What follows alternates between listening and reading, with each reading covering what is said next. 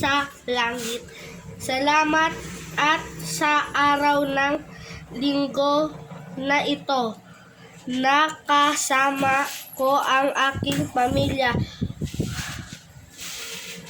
Bukod sa biyaya iyong handog, nagpapasalamat ako sa bawat pagsubok na pinagdaanan ko at ng aking pamilya. Dahil dito, mas lalong tumibay aming samahan at higit sa lahat ang aming pananampalataya sa iyo. Amen.